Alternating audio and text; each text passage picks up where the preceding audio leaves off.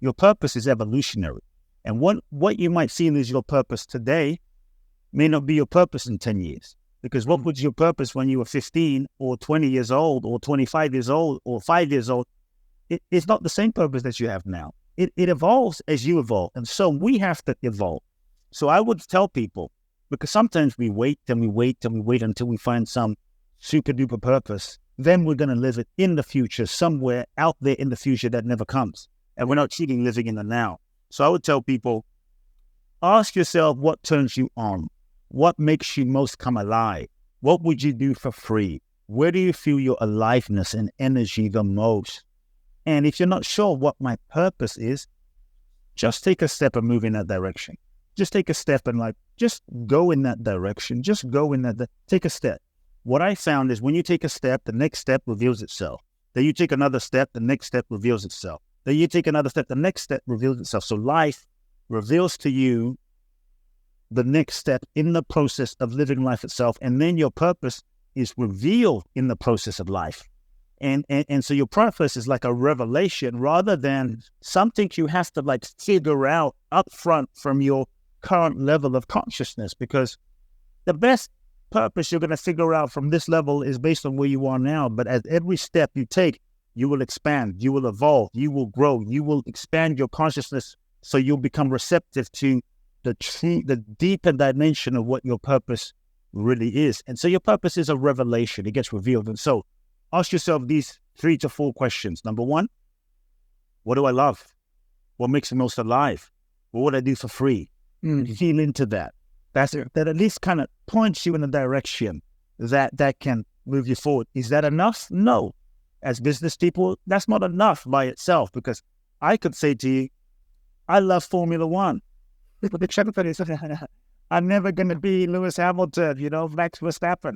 In this lifetime, let's be honest, I'm not going to be Lewis. These dudes were doing it since they were sweet. They were engineered to do it.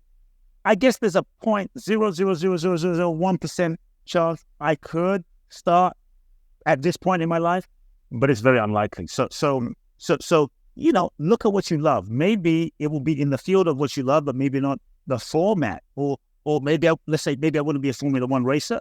Maybe I would build a business inside of that. There's different expressions that are possible. But look at what you love. That points you in a direction. Then look at what specific skills you actually have. The skills you have are tangible, real skills that have real value in the marketplace, in the economy.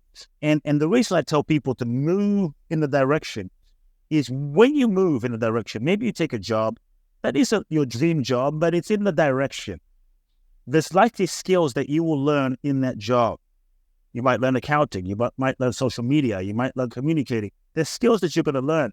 And every job, every experience, you're going to learn different skills. And every time you learn a different skill, it's going to be part of the ingredient that will prepare you to be the person that is capable of fulfilling that purpose.